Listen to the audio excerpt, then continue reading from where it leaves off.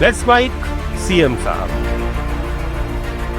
नमस्कार, let's mic CM साहब में आपका स्वागत है। मैं हूं राखी जैन। तमिलनाडु के मुख्यमंत्री एम.के. स्टालिन ने कहा कि राज्य में मतदाताओं के अधिकारों को छीनने और लोकतंत्र को कमजोर करने के इरादे से जल्दबाजी में लागू किए जा रहे एसआईआर का सभी दलों को मिलकर विरोध करना चाहिए।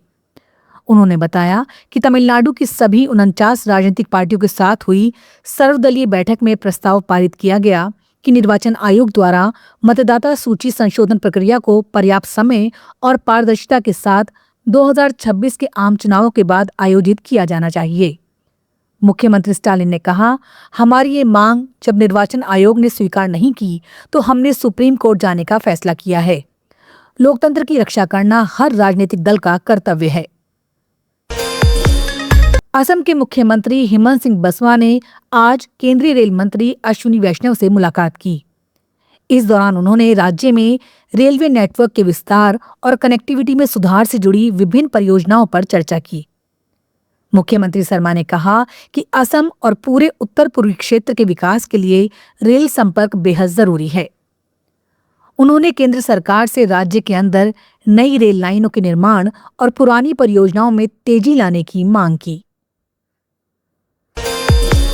उत्तर प्रदेश के मुख्यमंत्री योगी आदित्यनाथ ने डॉक्टर राम मनोहर लोहिया राष्ट्रीय विधि विश्वविद्यालय के दीक्षांत समारोह में कहा, उत्तर प्रदेश में हमारे न्यायिक प्रशिक्षण और अनुसंधान संस्थान में नए छात्रावास, खेल परिसर और आधुनिक प्रशिक्षण कक्षों का भी निर्माण किया जा रहा है। न्यायिक अधिकारियों, अभियोजकों, पुलिस और प्रशासनिक अधिकारियों के निरंतर प्रशिक्षण और कौशल विकास के लिए सरकार पूरी प्रतिबद्धता से काम कर रही है। उत्तर प्रदेश के अंदर जो हमारा न्यायिक प्रशिक्षण और अनुसंधान संस्थान है, उसमें भी नए हॉस्टल, स्पोर्ट्स कॉम्प्लेक्स और आधुनिक प्रशिक्षण कक्षों के निर्माण को भी वहां पर कराया जा रहा है। न्यायिक अधिकारियों, प्रोसिक्यूटर्स, पुलिस और प्रशासनिक अधिकारियों का भी निरंतर प्रशिक्षण और उनके स्किल डेवलपमेंट के लिए भी सरकार पूरी प्रतिबद्धता के साथ कार्य कर रही है।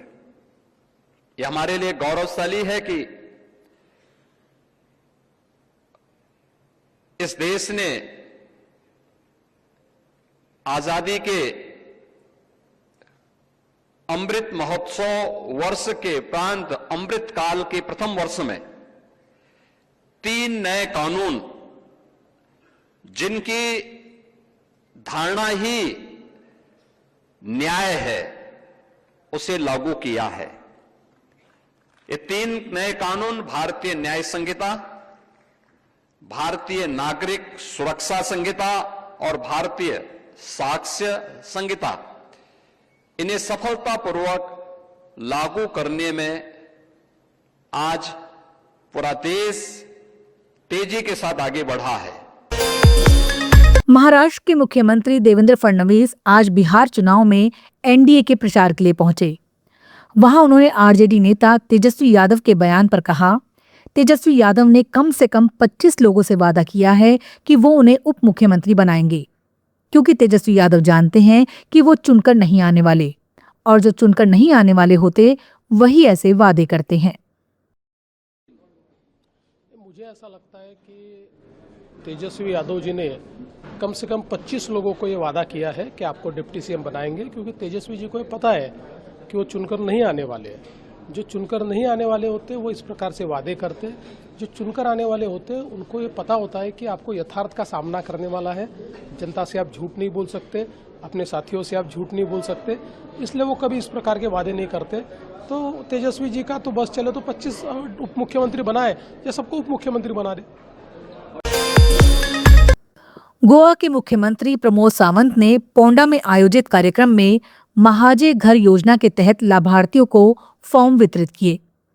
इस योजना का उद्देश्य राज्य के हर नागरिक को आवास सुविधा उपलब्ध करवाना है। मुख्यमंत्री सावंत ने इस अवसर पर कहा, गोवा सरकार हर वर्ग तक योजनाओं का लाभ पहुंचाने के लिए लगातार प्रयासरत है। उन्होंने बताया कि सरकार राज्य भर में सभी अवैध घरों को नियमित करने की दिशा में काम कर रही है और लाभार्थियों को उनके घरों के अधिकार दिलाने के लिए महाजे घर योजना शुरू की गई है। सायडीकचे एके जागेन बांद म्हणटा तूं, बांदुया आमी थंयसर खंयच्या कोमुनिटीच्या जागेन बांदुया, गव्हर्मेंटाच्या लँडात बांदुया, सायडीक आनी इल्ले घराक वाडून आनी इल्ले घर काडुया, अशी सगळीं जाणां आपलें घर एकदाचें बांदता. आनी हें घर बांदल्या उपरांत जर चुकून कोणाची नोटीस आयली, पंचायतीची आयली, कोर्टाची आयली, येता काय ना, येयलो काय प्रेशर वाडटा, थोड्यांक अटॅक येता, थोड्यांची डायबिटीज जाता आनी टेन्शन वाडोंक लागता, रातची न्हीद पडना. आनी हेजेर सगळ्याचेर आमी ताका म्हणटा मनीस जल्माक येयल्या उपरांत कांयच घेवन येयना आनी वयता आसतनाय कांयच घेवन वचना, पुराय आयुश्यांत एकूच घर बांदता.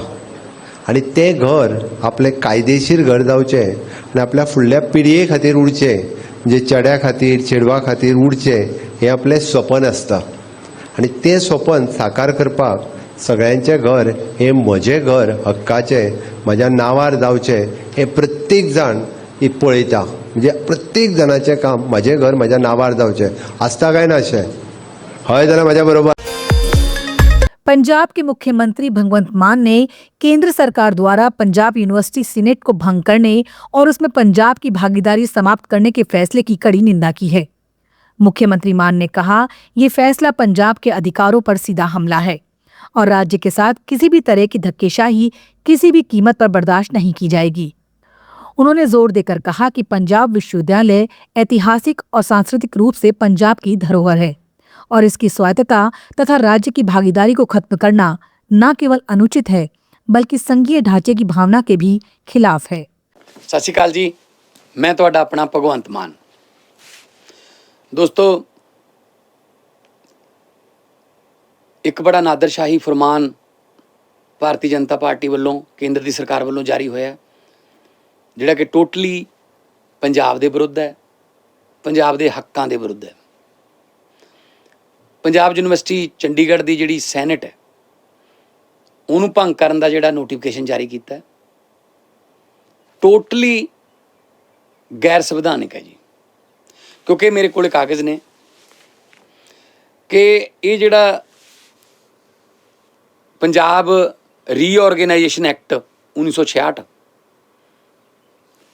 ਉਹਦੇ 'ਚ सब सैक्शन 3 है तो पंजाब यूनिवर्सिटी जिहड़ी है वो पंजाब यूनिवर्सिटी एक्ट 1947 ਉਹਦੇ अंडर ये एक्ट पास होया सी ते 1 नवंबर फर्स्ट डे ऑफ नवंबर 1966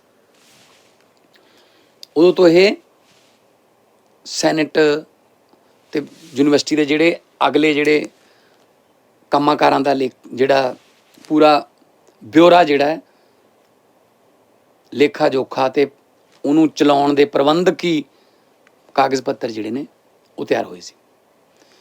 जिहड़ा एक्ट विधान सभा च बनिया होवे उन्होंने केंद्र सरकार किसी नोटिफिकेशन द्वारा रद्द नहीं कर सकती, भंग नहीं कर सकती. ਜਾਂ ਤਾਂ विधान सभा ही अमेंड करे ਜਾਂ फिर इनू देश की पार्लीमेंट च लैके जाए. दोनों ही नहीं होए. ना पंजाब विधान सभा ने कोई इहो जिहा अमेंडमेंट की है तो ना ही देश की पार्लीमेंट के विच लैके गए, उत्थों पास होया. एक नोटिफिकेशन जारी करके भाजपा ने अपना पंजाब विरोधी चेहरा दिखाया. लेट्स माइक सीएम साहब में फिलहाल इतना ही. देखते रहिए, सुनते रहिए लेट्स माइक. नमस्कार. It's time for news. It's time for more than radio. Presenting the first radio news app, Let's Mic. Let's Mic, a news-based app on your phone where you get to watch and listen news, talk shows, interviews, radio show podcasts.